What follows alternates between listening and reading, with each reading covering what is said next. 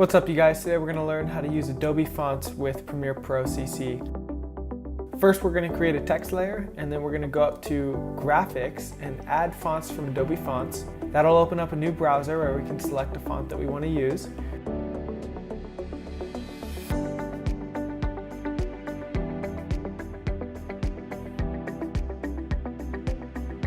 Once you activate it, most people go up to their font tabs and they notice that it's not in there yet.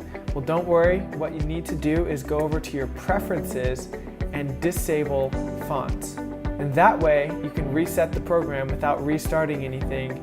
Then you go back into your fonts and you enable the fonts and it'll add anything new. And then we can go back to Adobe Premiere and you'll see it right in your Fonts tab.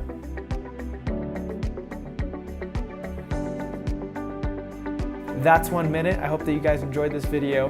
Make sure you like and subscribe.